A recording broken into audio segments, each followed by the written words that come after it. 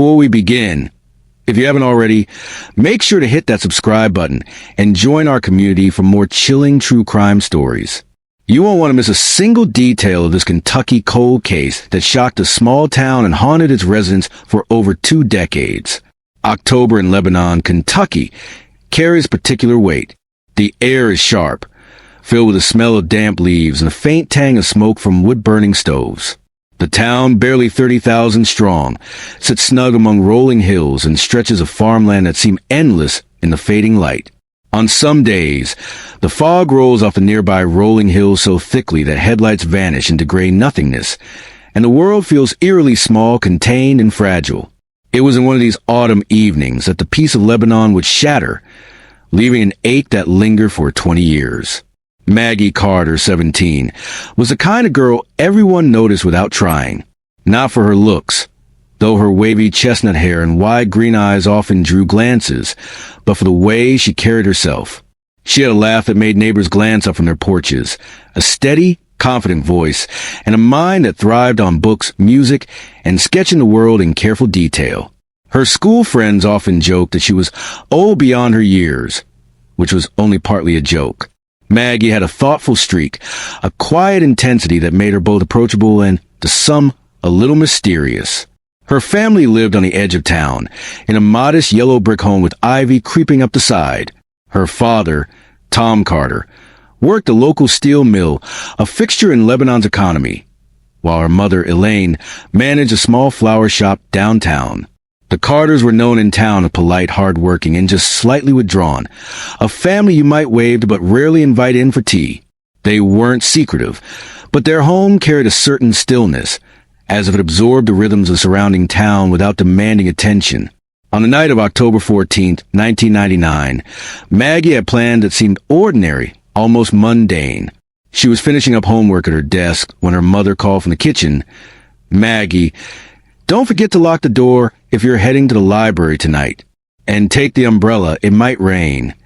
The air smelled faintly of cinnamon and pumpkin from the candles Elaine kept burning in the living room. Maggie nodded, grabbing her backpack and sliding her sketch pad inside. The walk to the library was short. Less than 10 minutes along streets lined with oak trees, shedding their leaves in fiery reds and golds. But that night, the clouds had rolled in early, leaving the town cloaked in gloom. The dampness made the streetlights reflect off the pavement, creating halos of orange light that flickered like ghosts. Maggie's boots crunched over leaves, her umbrella folded and swinging by her side. She didn't notice the distant roar of a passing truck or the hush that seemed to fall over her neighborhood, as if the town itself were holding its breath. Inside the library, Maggie settled into a corner with her sketch pad, pen scratching across paper as she traced the contours of the world around her. A few familiar faces nodded as they passed, librarians and fellow students who had long since grown used to her quiet presence. She was absorbed in her drawings when the sound of the door opening made her look up. The autumn wind blew in, scattering papers and rustling the pages of books on nearby tables. Maggie didn't pay much attention. By the time she left, around 8:45 p.m., the rain had begun in earnest. It was the kind of rain that seeps through jackets and shoes, turning sidewalks slick and treacherous. Maggie tucked her sketch pad under her arm, hoisting her umbrella overhead. The street outside was nearly deserted, save for the occasional headlights slicing through the mist. She started her walk home, her boots making soft splashes in shallow puddles. No one saw her leave the library. No one noticed a figure that emerged from the shadows. And within the hour, the quiet streets of Lebanon would be empty in a way that carried a chill even into the hearts of those indoors. The next morning, the town awoke to unease. Maggie hadn't returned home. Her mother found her sketchpad abandoned at her desk, the pages open to unfinished drawings. Her father called the library. They were told Maggie had left hours ago, but there had been no trace beyond the echo of her footsteps. Panic didn't hit immediately. At first, it was disbelief. Maybe she'd gone to a friend's house. Maybe she decided to stay late somewhere. But as hours stretched into evening, that disbelief curdled into fear. Lebanon isn't a town used to disappearances. Life moves slowly here, measured in school games, church services, and occasional county fair. Crime existed, but mostly the minor sort, the occasional theft, a bar fight, arguments over property lines. A missing teenager was almost inconceivable, yet here it was, staring the town in the face. The local police, small but dedicated, began knocking on doors, taking statements, piecing together Maggie's last known movements. The investigation would ultimately become one of the most talked about cases in the state, but at first, it was simply terrifying in its immediacy. Detective Harold Simmons, a veteran of the Lebanon Police Department with 30 years under his belt, remembers that first night vividly. "I had a gut feeling," he would say years later. Something about that silence, the way the wind moved through the trees. It wasn't just a missing kid. It felt wrong. Simmons had handled missing person cases before, but nothing like this. Maggie was bright, careful, attentive to her surroundings. She wasn't the kind of girl to vanish on a whim. Neighbors gathered on front porches, whispering to one another, scanning the dim streets for any sign of movement. Cars rolled slowly by, headlights catching wet leaves and the occasional startled raccoon. Dogs barked from yards, adding a frantic note to the otherwise muted symphony of the early night.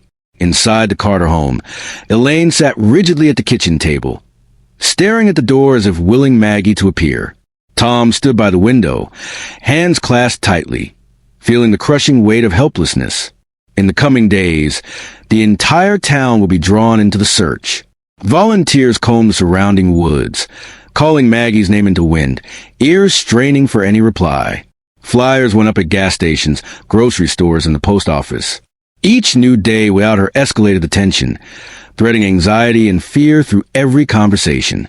Friends whispered theories, runaway, accident, stranger abduction, each one more terrifying than the last. And yet, despite the frantic search and exhaustive questioning, there were no leads. No witnesses came forward, no suspicious vehicles spotted. The streets were quiet again, but this quiet was hollow, haunted. Parents clutched their own children a little tighter. The fog rolled in thick over the hills, and with it came a creeping dread. Something unseen had disrupted the town's delicate balance, and everyone felt it. Little did the people of Lebanon know. The next few weeks would unravel secrets they never imagined. Friends would be questioned, suspects would rise and fall in public opinion, and the police would chase leads that seemed promising, only to collapse into dead ends. But the most shocking part, the part that would leave the town breathless, was still over 20 years away. Because sometimes, the truth hides not in the shadows of that night, but in the quiet persistence of evidence that refuses to die. And in Maggie Carter's case, that evidence would eventually speak. But for now, the night closed over Lebanon like a heavy, suffocating blanket. Maggie was gone, the streets slick with rain, the town holding its breath, and a mystery had taken root that would haunt every corner of the community for decades to come. And as the first hints of winter approached, something stirred in the shadows, a presence that had been there all along, watching, waiting. The morning after Maggie Carter disappeared, the town of Lebanon was already stirring with unease. The streets that had seemed ordinary just 24 hours prior now felt alien, every shadow suspicious, every passing car a potential clue or threat. Neighbors exchanged wary glances over white picket fences, their voices hushed, almost reverent. The air smelled damp and metallic after the previous night's rain, and the leaves underfoot crunched in a way that made the smallest sound feel deafening. Inside the Carter home, Elaine sat at the kitchen table, her hands wrapped tightly around a mug of cold coffee. Tom was pacing near the window, every so often glancing at the empty driveway.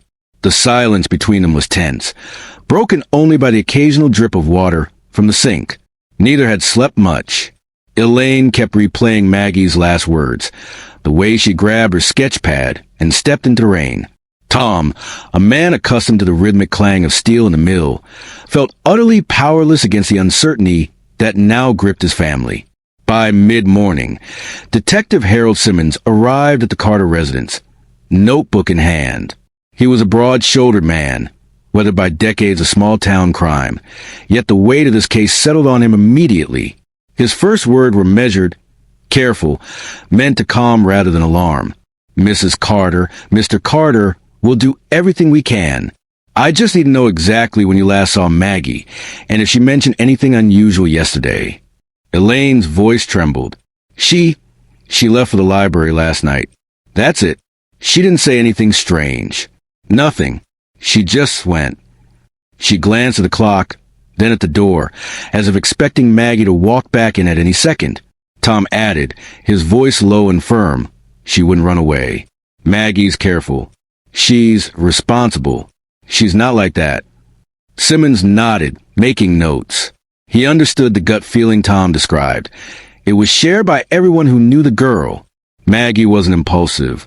She wasn't reckless. She was steady, attentive, thoughtful. The kind of teenager whose absence wasn't merely worrisome. It was impossible to reconcile with what they knew of her character. As the morning unfolded, the Lebanon Police Department mobilized. Calls were made to friends, classmates, and anyone who might have seen her that evening. Local businesses and neighbors were enlisted to check surveillance footage. Though in 1999, surveillance often meant grainy cameras capturing vague shadows rather than clear images. The library staff gave statements. Teachers were questioned. Each account, meticulously recorded, confirmed the same unsettling fact. Maggie had walked out of the library and simply vanished. Rumors began to swirl, as they always do in small towns. One neighbor claimed to have seen a black pickup truck parked suspiciously near the library. Another thought they spotted a man in a dark hoodie following Maggie down Maple Street. Some whispered about strangers in town, outsiders who didn't belong. Each claim was cataloged by the police, each investigated with diligence, but many led to nothing. Yet the fear took hold of the community, seeping into every conversation, every wary glance across the dinner table. At school, the absence of Maggie Carter was palpable. Lockers clicked, hallways buzzed, but there was an underlying tension that made the air feel heavy. Her friends spoke in hushed tones, phones clutched in nervous hands. Teachers tried to continue lessons, but even in classrooms, the unspoken question hung in the air. Where's Maggie? Who took her? By that evening, a press release was issued. Local news anchors spoke solemnly into cameras, describing Maggie's appearance. Green eyes, chestnut hair, 5 feet 4 inches, slender frame. Last seen wearing a navy jacket, jeans, and brown boots. The library bag, they added, had been recovered in her room at home. Tips began to pour in, from concerned citizens, nervous neighbors, and even a few pranksters, the lines blurring between helpfulness and chaos. The Lebanon Police Department found themselves combing through mountains of information, each tip potentially critical, yet most leading nowhere. Meanwhile, the family struggled to navigate the torrent of attention. Journalists camped near the Carter home. Microphones thrust forward, asking questions Elaine and Tom were barely able to answer. Calls rang endlessly, from worried relatives to reporters, many asking the same impossible question. Where's Maggie Carter? During this time, Detective Simmons and his team worked tirelessly. They retraced Maggie's route home from the library, speaking to anyone who might have seen her on the streets that night. Witnesses were scarce. One woman recalled a figure darting between parked cars, too fleeting to identify. A jogger reported hearing a muffled cry near the edge of the woods. Though whether it was related remained uncertain. The search radius expanded by the hour.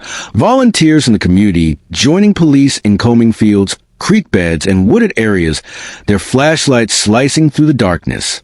The first few days blurred into an endless cycle of hope and despair. Every new lead, no matter how small, sparked a surge of optimism. A misplaced backpack, a supposed sighting in a nearby town, a strange vehicle noticed by a neighbor, all were investigated. Yet each trail eventually ended in frustration, leaving behind only the gnawing certainty that Maggie's disappearance was no ordinary missing person case. I've been in law enforcement for decades, Detective Simmons later reflected, his voice grim, and you learn to recognize when something is off. This wasn't a kid who wandered. This wasn't someone running from home. It was deliberate, planned, and that realization, it shakes you. As the week dragged on, the town of Lebanon held a candlelight vigil. Residents gathered in the town square, candles flickering against the night sky, faces etched with worry and exhaustion. Friends and family spoke softly, praying for Maggie's safety. Tears streaked faces, Whispered names filled the air, and the wind carried their pleas through the empty streets. Yet even as the vigil closed, unease remained. The shadows seemed longer, the empty streets quieter, the night heavier. Parents double-checked locks. Children were kept indoors, and neighbors eyed strangers with suspicion. The missing girl had cast a pall over the town, a lingering sense that the world was not as safe as it once seemed. It wasn't long before the first theories began to circulate in hushed conversations. Abduction, accident, running away. Each one felt more desperate than the last. Maggie's friends insisted she would never leave without telling anyone. Her parents were adamant she hadn't walked off willingly. But in the absence of evidence, doubt crept into every heart. By the 10th day, the police had called in additional resources. A detective from the state police arrived, a specialist in missing person investigations, bringing new techniques, canine units, and an expanded search grid. The local news continued to broadcast updates, keeping the story alive but also feeding the town's growing anxiety.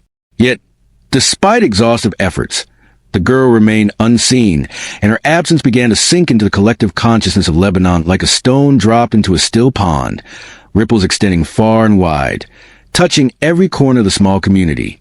One night, as Detective Simmons reviewed reports at the station, he paused at a single detail that didn't fit. A witness, a late-night convenience store clerk, mentioned seeing Maggie near the edge of town, talking to a man in his 30s. The description was vague, the timing uncertain, but it was the first lead that suggested Maggie hadn't simply vanished into the wind. Simmons felt a chill run down his spine. "This isn't just a missing teen," he muttered, staring at the page. "Someone took her, and someone is out there still walking among us." As the days stretched into weeks, Lebanon held its breath. Flyers lined every pole, every shop window, every telephone pole along Main Street. Search parties combed the hills and woods daily, flashlights slicing through early morning mist. And yet, Maggie Carter remained nowhere to be found. In the darkness of one particularly cold night, as volunteers returned from a fruitless search along a creek bed, a neighbor whispered, almost to herself, "I just can't believe she's gone. Not like this, not from our town." Her words hung in the air, heavier than the fog that clung to the trees. And somewhere, just beyond the reach of the searchlights, the first hints of a sinister truth began to take shape, an answer that would terrify the community, challenge assumptions, and eventually, decades later, shatter the fragile sense of security that Lebanon had clung to. The days after Maggie Carter's disappearance blurred into a fog of grief, anxiety, and mounting frustration. For her parents, Elaine and Tom, every second without their daughter felt like a lifetime. Elaine found herself pacing the yellow brick hallway of their home, her fingers brushing over the walls as if she could trace Maggie's steps and bring her back. Tom, normally a man of few words and steady resolve, spent hours in the garage, tinkering with tools and muttering under his breath, a way to channel his helplessness. Neighbors tried to help, leaving casseroles and coffee on the front porch, but the Carters were too consumed by worry to do more than offer distracted thank you. Even simple conversations were fractured by the unrelenting thought, where is Maggie? Was she safe? Was she alive? Within the community, the ripple effect was profound. Lebanon was a town where everyone knew everyone, where children played in backyards without fear, and doors were left unlocked at night. The disappearance of one girl upended that sense of normalcy. Parents kept children close, walking them to school even when it was just a short distance. Strangers were eyed with suspicion, and hush warnings traveled from house to house. At the high school, Maggie's absence was almost tangible. Friends gathered in small, tight-knit groups, whispering theories, memories, and prayers. Some cried openly in empty classrooms, while others clung to the faint hope that she might simply return one day, smiling and apologetic. Teachers tried to maintain a semblance of routine, but even the walls seemed to echo the tension, every corridor and locker humming with anxiety. The community rallied in ways both heartening and heartbreaking. Volunteers formed search parties, combing fields, creeks, and forests that stretched endlessly around Lebanon. Church groups organized prayer vigils, lighting candles in the darkened sanctuaries, and whispering Maggie's name into the silent night. Flyers went up in every corner of town, grocery stores, gas stations, post offices. Even a local diner had a picture of Maggie taped to a window, a reminder to all who passed by that a young life had vanished. Despite these efforts, the Carters felt isolated in their grief. Some neighbors were supportive, but others were quick to speculate, asking questions that stung with judgment. Did she run off? Could this have been prevented? Their whispers made the pain sharper. Elaine would sometimes sit on the porch, clutching her hands together, replaying every interaction with Maggie in her mind.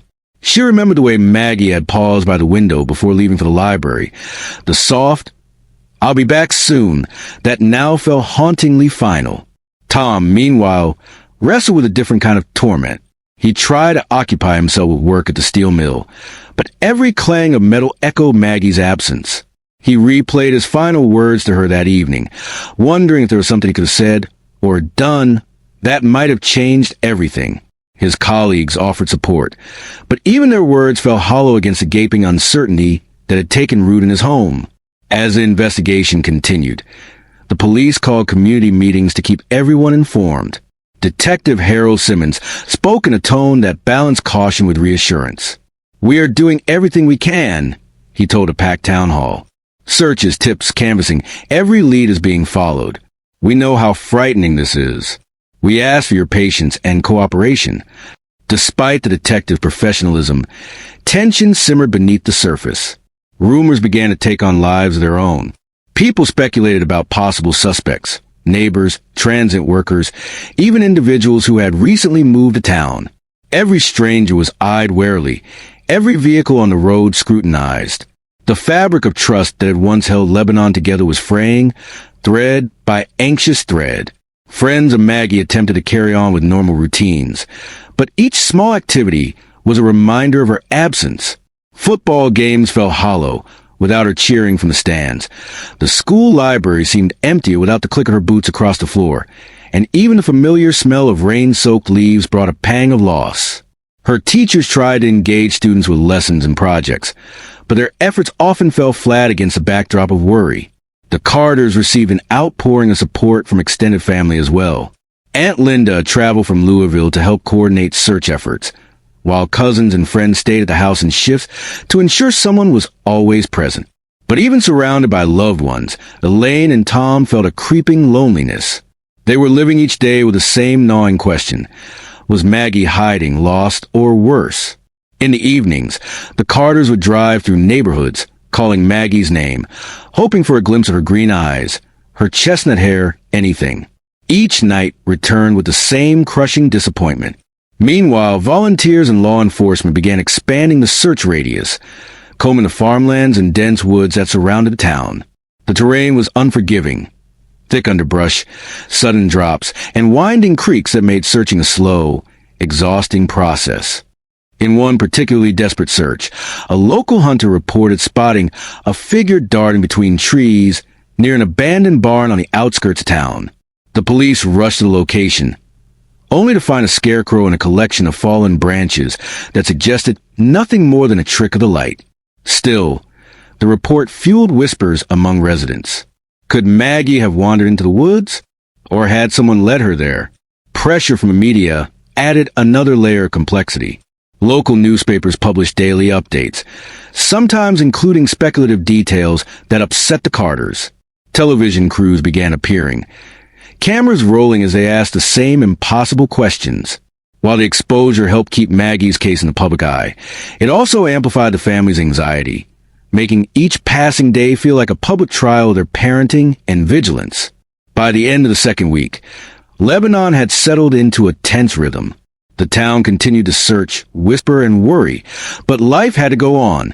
Store clerks rang up groceries with polite smiles masking their concern. Teachers taught lessons while glancing at empty desks. Parents held their children close at night. The sound of rain against windows a constant reminder that danger or mystery could be just beyond sight.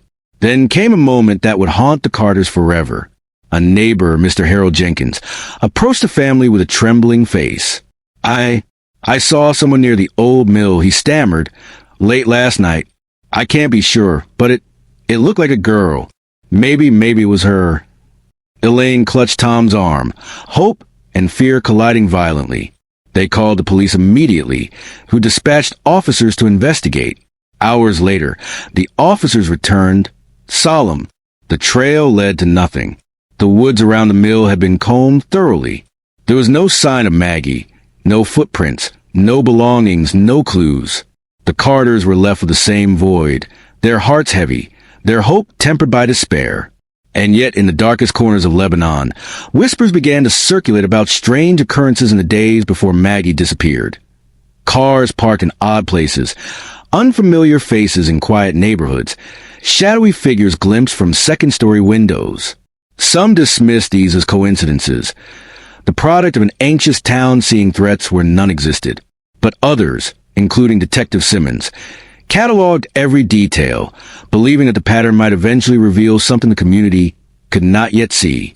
At the local diner, people huddled in booths, coffee cooling in their cups as conversations dipped into theories. "Do you think someone took her?" a mother asked, her voice barely audible. "It doesn't make sense. She'd never run off." Another shook her head. "No, it's someone from here or someone who knows the town." The fear was pervasive, and the Carters felt it in every glance, every whispered speculation. Friends and family offered comfort, but even the kindest words could not fill the hollow of a missing child. Each night, they waited by the window, eyes scanning the darkened streets, hearts pounding with the faintest hope that Maggie might walk back through the door. Weeks turned into months. The search continued sporadically, volunteers tapering off as exhaustion set in. The media coverage waned, leaving the Carters with a quiet that was almost unbearable. Friends drifted back to routines, though their concern never fully dissipated. And in the quiet, the townspeople of Lebanon began to realize that the girl they had all known, the bright, steady presence in the local library and school halls, had vanished into a world they could not reach. It was in that heavy silence, that slow erosion of normal life, that Detective Simmons realized something unsettling. The patterns, the rumors, the fleeting reports, all pointed to the same unsettling conclusion. Maggie Carter had not disappeared by accident. Someone had taken her, deliberately, and that someone was still out there. And yet, despite his experience and intuition, even he could not predict just how shocking the eventual revelations would be. Because the story of Maggie Carter and the dark truths hidden beneath the surface of small-town Lebanon was only just beginning to unfold. Detective Harold Simmons and his team plunged deeper into the investigation, aware that every hour mattered. The initial searches and witness interviews had yielded little, but small towns like Lebanon had secrets buried beneath familiar facades, secrets that sometimes took years to surface. Simmons knew that the case was no ordinary missing person investigation. Something deliberate, calculated, and chilling had occurred, and the answers were hidden in plain sight. The first few weeks were a whirlwind of interviews. Friends, classmates, teachers, neighbors, all were questioned repeatedly. Each detail, no matter how trivial, was logged, cross-referenced, and analyzed. But the town's small size made the investigation both easier and harder. Almost everyone knew everyone else. Rumors spread like wildfire, and false leads often arrived before genuine tips. Simmons struggled to separate fact from speculation, truth from fear-induced exaggeration. One of the earliest leads centered on a man named Carl Whitaker, a drifter who had passed through Lebanon sporadically over the past year. Whitaker had a reputation for petty theft and odd behavior. His presence in town during the week of Maggie's disappearance drew attention. Residents reported seeing him near the library on the night she vanished. Simmons and his team tracked him down to a dilapidated trailer on the outskirts of town. Whitaker was cooperative but evasive. He claimed he had been in town looking for work, denying any knowledge of Maggie. His alibi, sleeping at a friend's place, was shaky at best. Police conducted searches of his trailer and the surrounding area, but they found nothing to link him to the disappearance. Still, the community's fear intensified. Every glance at Whitaker felt loaded with suspicion. Every passing encounter tinged with accusation. Meanwhile, the investigation widened to include other potential suspects. A local man, Dennis Harper, had a minor criminal record and was known to frequent the wooded areas around Lebanon. Harper had been seen in the vicinity of the library the evening Maggie disappeared. When questioned, he grew defensive, claiming he was out hunting small game and had no knowledge of the missing girl. Simmons didn't dismiss him, but noted that Harper's presence, while coincidental, did not provide evidence. The team continued to follow leads, knowing that in cases like this, persistence was everything. Even as these early leads fizzled, the detectives focused on Maggie's routine and relationships. Friends recalled minor disagreements with classmates. Teachers reported instances of anxiety, and neighbors described seeing Maggie talking to an unfamiliar man in the days before she vanished. Each fragment was analyzed, each statement compared with previous accounts. Simmons became increasingly convinced that the person responsible wasn't a stranger in the traditional sense. The meticulousness of the disappearance suggested knowledge of the town, its streets, and Maggie's habits. By the end of the first month, police had compiled a growing list of potential suspects. Some were residents, familiar faces in a town that prided itself on familiarity. Others were outsiders, transient workers passing through Lebanon's quiet streets. Tips poured in daily, some credible, many misleading. One woman called in to report a man in a dark hoodie near the library, insisting he had acted strangely. Officers canvassed the area but found only shadows and cold air.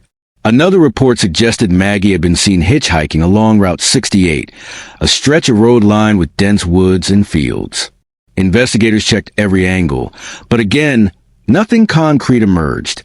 The community's anxiety grew with each passing day.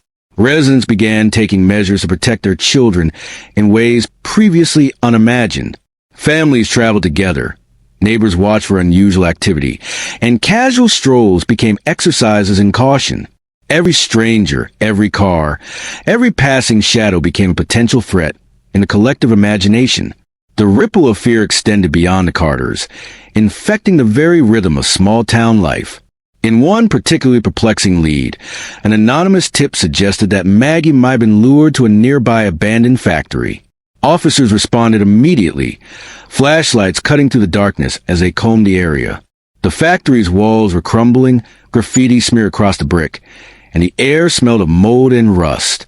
For hours, the search team scoured the site, calling Maggie's name, scanning every dark corner. But once again, they found nothing. No signs of her, no belongings, no clues. The tip had raised hopes only to leave the town with a heavier sense of despair. Simmons' team also delved into digital avenues.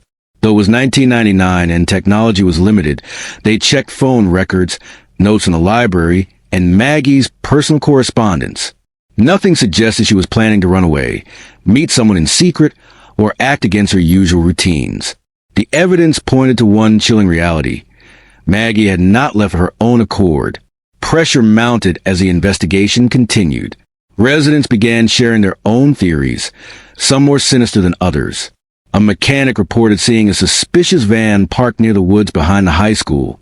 A group of teenagers claimed they heard strange noises on the edge of town late at night. While police followed up on every claim, most proved to be false alarms. Creaks rushing in the night, animals rustling in the underbrush, or overactive imaginations fueled by fear. Yet each dead end made the next lead feel heavier, more desperate. Even within the police department, tension was high. Detectives worked long hours, poring over maps, timelines, and witness statements. Simmons often found himself awake into the early morning, staring at files and photographs, replaying every reported sighting, every statement. He was haunted by the thought that someone had walked among them, perhaps someone they all knew, and the girl's life hung in the balance. Months passed, and the case began to take on the hallmarks of a cold case. Leads dried up, tips dwindled, and the initial intensity of the search waned. For the Carters, each passing day was a fresh torment, a reminder that their daughter's absence was both inexplicable and unrelenting. Friends and neighbors offered what comfort they could, but the sense of helplessness pervaded every interaction.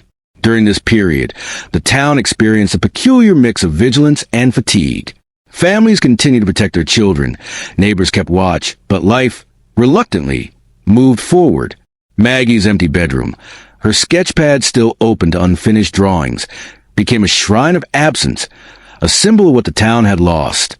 The library remained a silent monument, each page of a book whispering the faint echo of her presence. Then, nearly a year into the investigation, A break seemed tantalizingly close.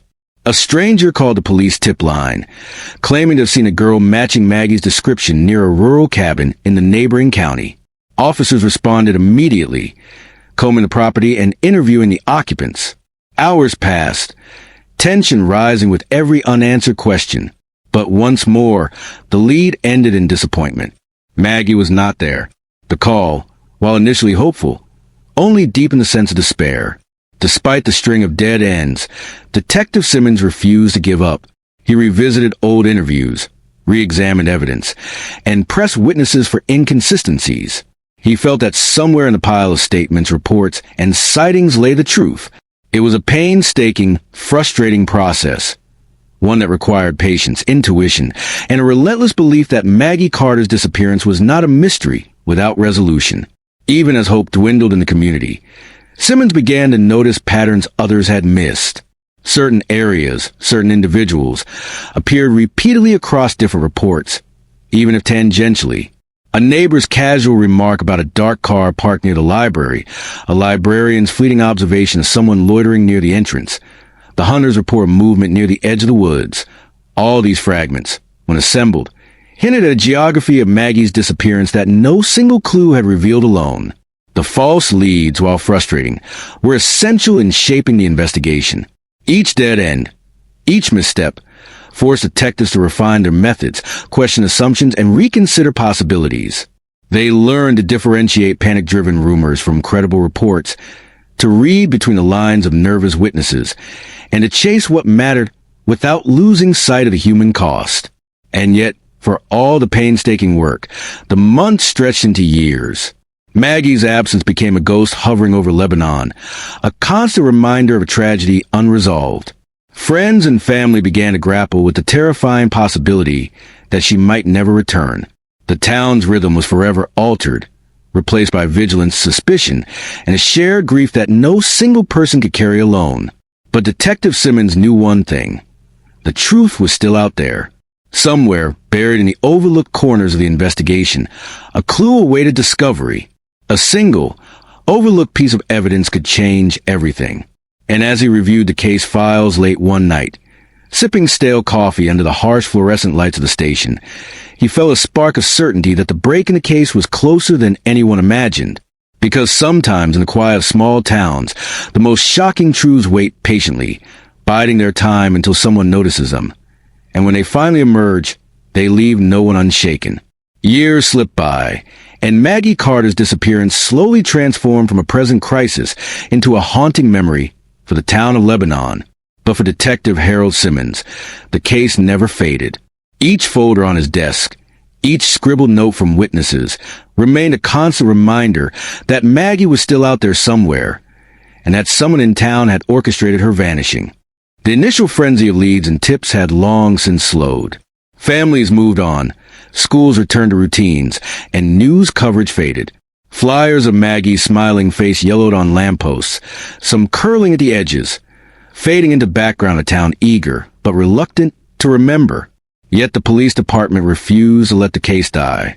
It became a cold case, a label that did not signify abandonment, but rather meticulous patience, a watchful hope that advances in technology and human diligence might one day break through the fog.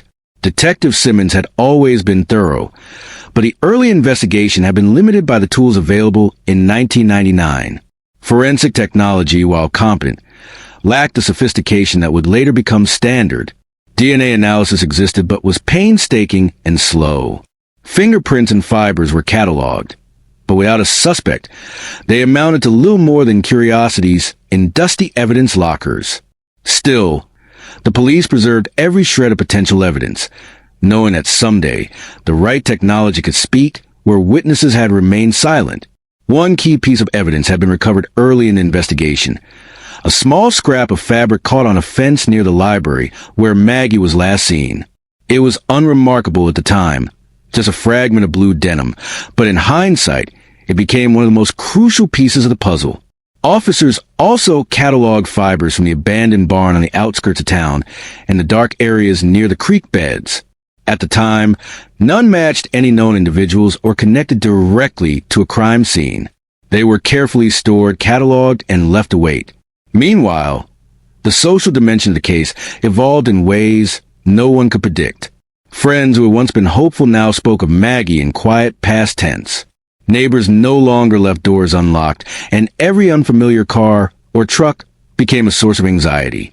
Community gatherings were tinged with caution, conversations always circling back to the same unspoken question.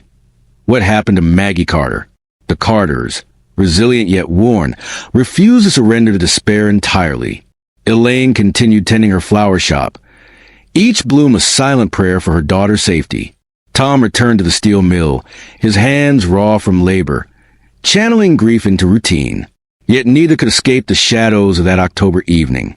Each time the phone rang, each time a car door slammed outside, their hearts leaped with hope and crumbled with disappointment.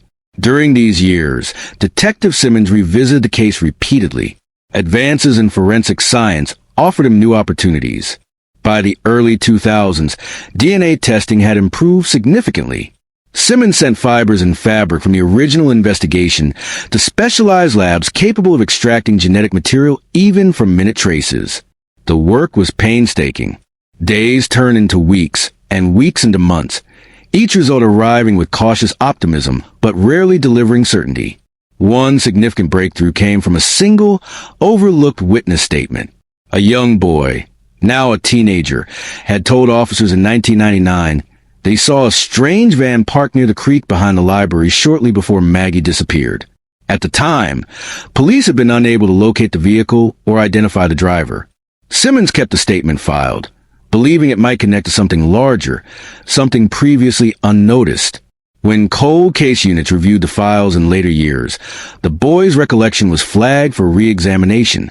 By 2007, almost 8 years after Maggie vanished, the case had entered a prolonged cold phase. Lead after lead had dried up. Potential suspects had either been cleared or faded from town memory. Yet Simmons and his small team refused to abandon the search. They conducted periodic reviews, revisiting overlooked evidence, seeking patterns that might reveal themselves with fresh eyes. The blue denim scrap, the fibers from the barn, and the witness statements were combed for connections with the latest databases of criminal records and DNA profiles. It was during one such review that a spark of hope appeared. Advances in forensic databases allowed investigators to compare previously unidentifiable DNA against thousands of profiles nationwide. For the first time, evidence that had lain dormant for years could be matched in ways that were impossible in 1999. Simmons recalled the moment vividly. I was sitting there, thinking about all those years, all the dead ends, and then suddenly there was a hit, a name, and it was someone we'd never considered before. The hit linked the fiber and DNA evidence from the original scene to a man who had lived in and around Lebanon during the time of Maggie's disappearance. He had no prior violent record, no history that would have drawn suspicion in the early investigation. To the outside observer, he was an ordinary man, quiet, almost invisible in the rhythms of small-town life. But the match was definitive, the science irrefutable. Finally, Simmons had a tangible lead. As the cold case unit prepared to investigate further, they were careful to move quietly. News of an arrest in a case that had simmered in the public consciousness for years could ignite media frenzy and panic. Detectives conducted background checks, surveilled the suspect's routines, and cross-referenced every known interaction he had with Maggie or her family. Each detail reinforced the growing suspicion. Someone had taken advantage of the quiet, familiar rhythm of Lebanon to commit a crime that would haunt the community for decades. The community, still scarred by Maggie's disappearance, remained largely unaware of these developments. Friends and neighbors had reconciled, in a way, with her absence. Yet in the shadows of everyday life, the town continued to grapple with fear and uncertainty. Children were still accompanied to school, parents still cast cautious glances at unfamiliar vehicles, and the Carters continued their private vigil, holding on to the hope that the truth, finally, would emerge. During this period, Simmons reflected on the fragility of memory and the importance of evidence. He knew that witness recollections faded over time, that details became distorted, and that human error could obscure even the most crucial facts. But physical evidence, he reminded himself, was different. It waited. It endured. It told the story even when memories failed. The blue denim scrap, the fibers, the traces of hair and material, they were all silent witnesses, patient and persistent. It was as faith in evidence, combined with advances in forensic technology, that would eventually reopen the case in a way that no one anticipated. Detective Simmons never stopped believing that Maggie Carter's disappearance, which had cast such a long shadow over Lebanon, could ultimately be solved. And in the quiet corners of police department, as files were revisited and DNA profiles compared, the first real threads of the truth began to emerge. Yet even with these promising developments, uncertainty persisted. Every lead carried the weight of hope and the risk of disappointment. The Carters continued their daily routines, not fully aware that the next breakthrough was approaching. The town, unaware, continued to live with a lingering fear, their normalcy only a thin veneer over decades of anxiety and grief. And in the hidden spaces of the evidence locker, in fibers, fabrics, and fragments, the past waited patiently. For almost a decade, it had remained silent. But science had a way of forcing even the quietest truths to speak, and Maggie Carter's story was on the verge of revelation that would shake the town to its core. Because when the break finally came, it would bring clarity, horror, and justice in equal measure, and the name of the person responsible for Maggie's disappearance would finally be revealed. It was a quiet morning in Lebanon when the call came into Detective Harold Simmons' office.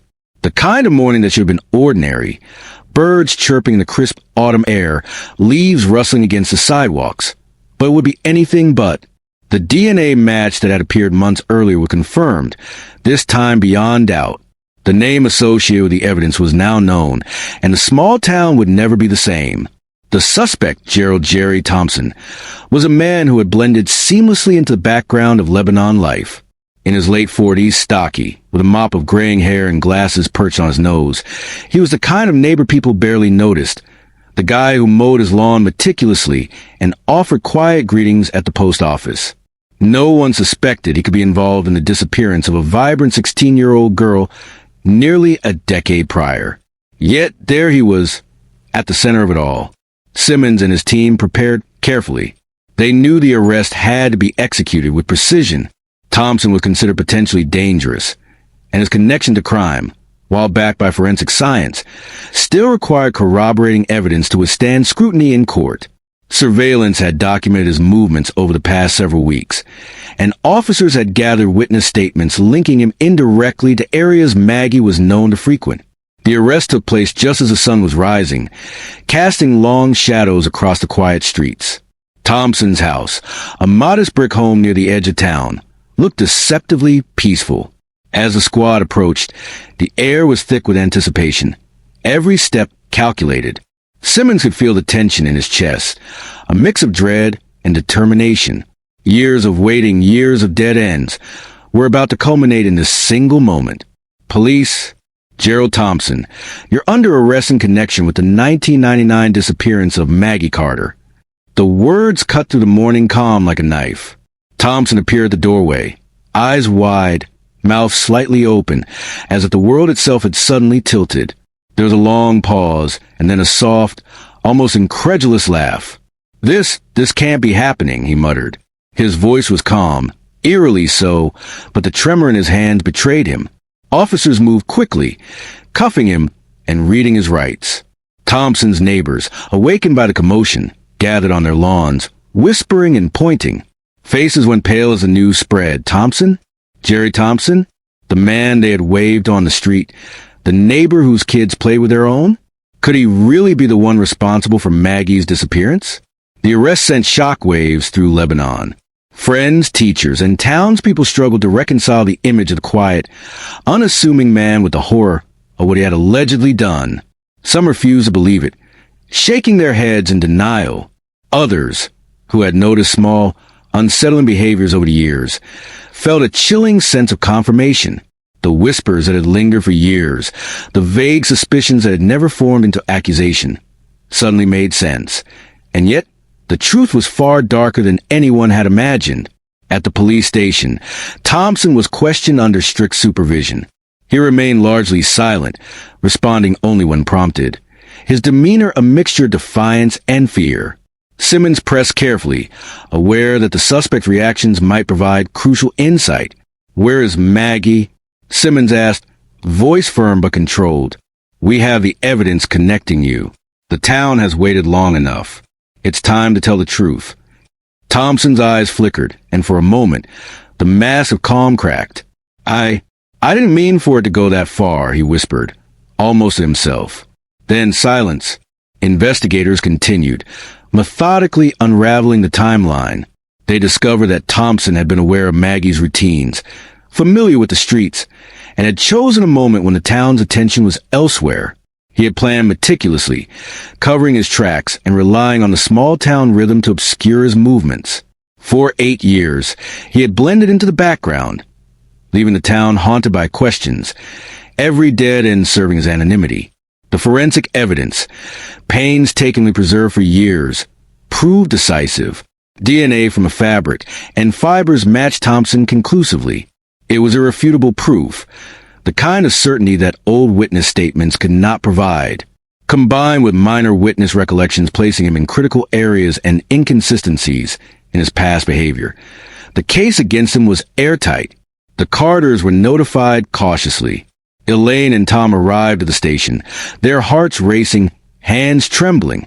The years of grief, uncertainty, and fear converged in a single, almost unbearable moment. They were led into a quiet room where Thompson was held. The reality of facing the man who had taken their daughter nearly a decade ago, pressing down on them. Elaine's voice broke as she spoke. You took her from us. You have no idea what it's been like to not know if she's alive." Thompson's face remained mostly impassive, but the tight line of his jaw betrayed tension. He made no attempt to respond, and the officers ensured the Carters' safety, while allowing them a moment to confront the man at the heart of their pain. News of the arrest spread through Lebanon like wildfire. Teachers called, parents, friends gathered, and media crews descended on the town once again. But this time, there was a mix of relief and horror. Relief that the long, agonizing wait might finally lead to justice, and horror at the revelation that the perpetrator had been so close, living among them all these years. In the days that followed, Thompson's background was scrutinized. Neighbors recalled minor oddities.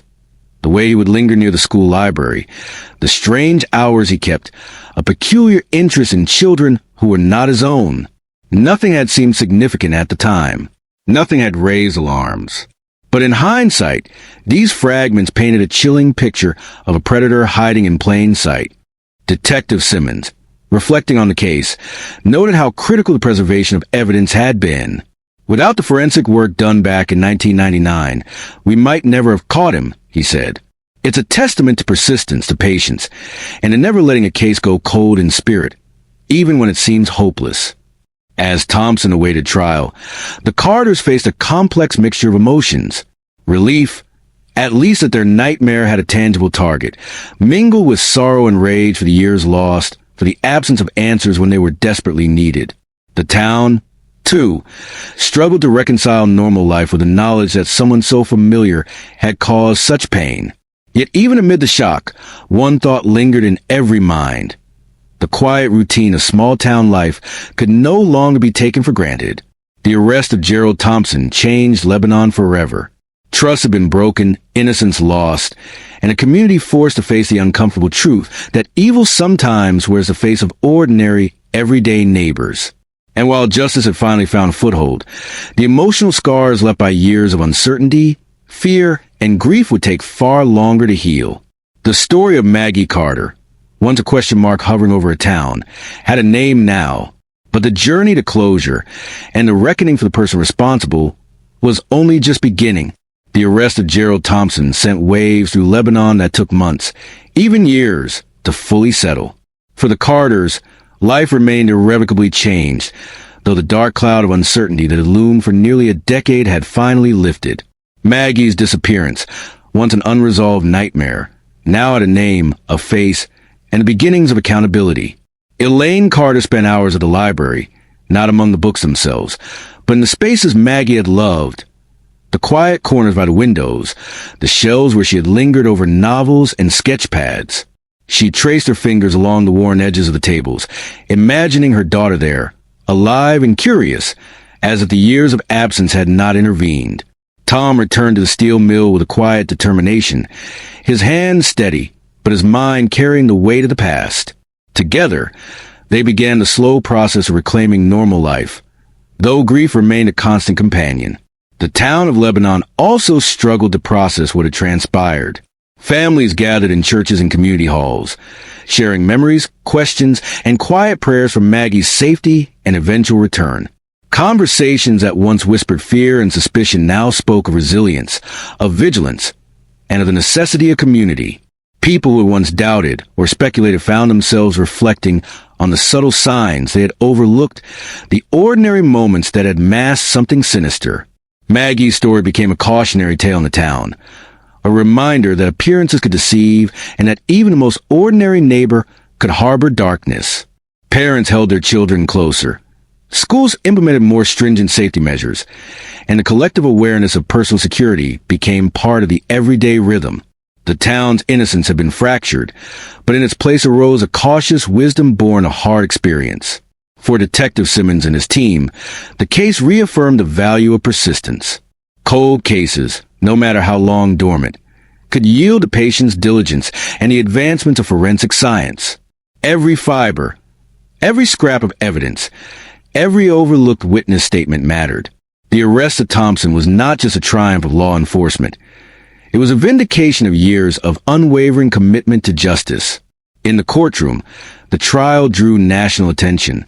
Neighbors, friends, and even distant relatives of Maggie attended, each grappling with the convergence of horror, relief, and the long overdue sense of accountability.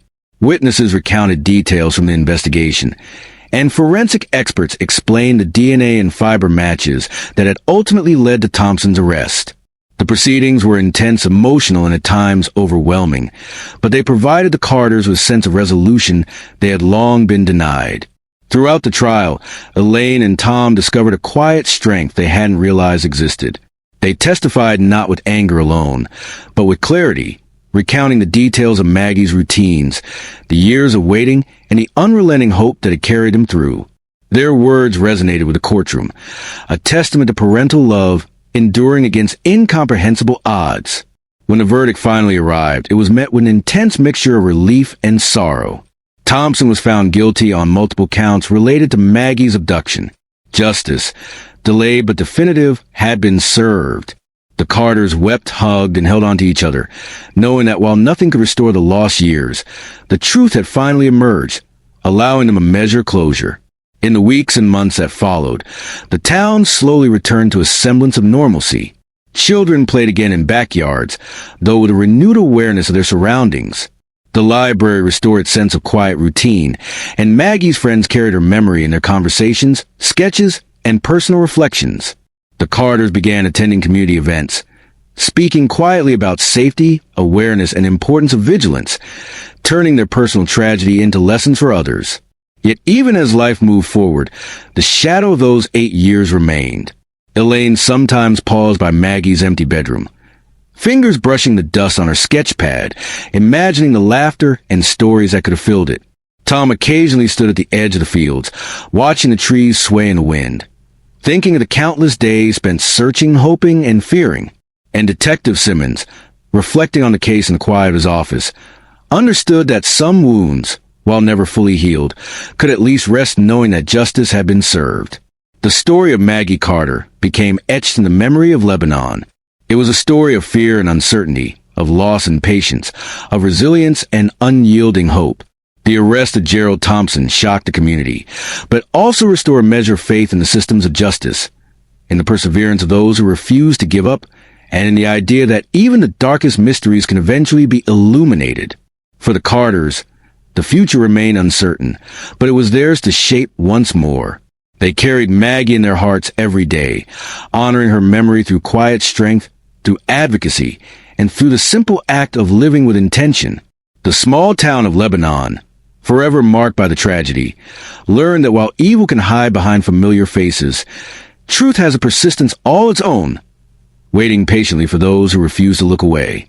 And as the leaves fell softly over the streets of the town, and the autumn winds whispered to the trees, there was a sense, fragile, quiet, but undeniable, That Maggie Carter story, though tragic, had finally reached its long overdue conclusion.